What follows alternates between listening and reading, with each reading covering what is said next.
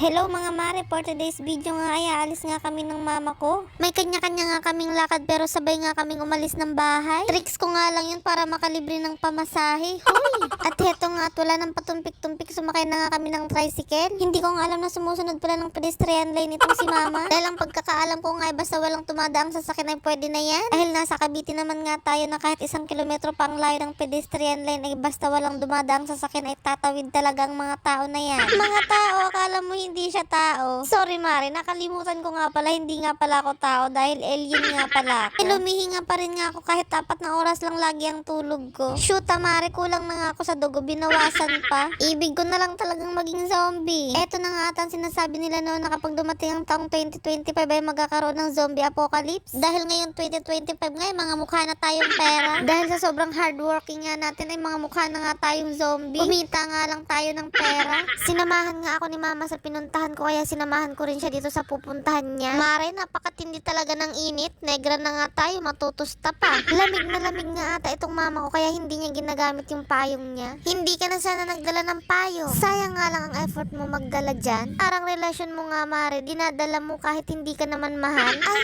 sorry Mare, nasa payong lang ang usapan, nasaktan ka pa. Tamang hintay nga lang kami dito habang inaantay naming mag-green ang red light. Pero ikaw nga Mare ay nagdidilim na nga ang paningin mo sa asawa mong wala nang ginawa kundi matulog na lang maghapon. May natatanaw nga akong mga habibi dito sa harapan ko pero subukan mo nga lang tumawid dyan ay dadamputin ka talaga ng mga yan. Madami nga kasing tumatawid dito kahit naka-red light. O, san ka pa? Only in the Philippines. Kailangan pang ang bantayan ng mamang pulis para lang sumunod sa rules and regulation. Huy! Mukhang kailangan ko nga rin ng guardian ni Serge dahil pasaway nga din ako. Ibig na lang talagang maprito ng paa ko, kulang na lang imantika. Sa wakas nga ay nakarating na nga kami dito sa pupuntahan namin. Hindi nga kami magsha-shopping dito dahil may kailangan nga lang si mama dito. Akala mo nga ay may susugurin siya dahil kung lumakad ay kala mo nga hindi babae. Pagod na nga rin kami sa mga oras na to dahil nakailang lakad-lakad na nga rin kami at nakailang biyahe na din. Napakainit talaga ng panahon, lumalabas tuloy yung pagiging aswang namin. Nang matapos nga kami sa pinuntahan ni mama ay kumain na nga kami dito sa McDo. Hindi na nga namin natis ang gutom namin dahil hindi nga pala kami nakapagtanghalian at hapon na nga rin yan. At yun lamang nga mga mare at pakipollow nyo nga rin ako sa aking Facebook page at aking YouTube channel. Sheesh!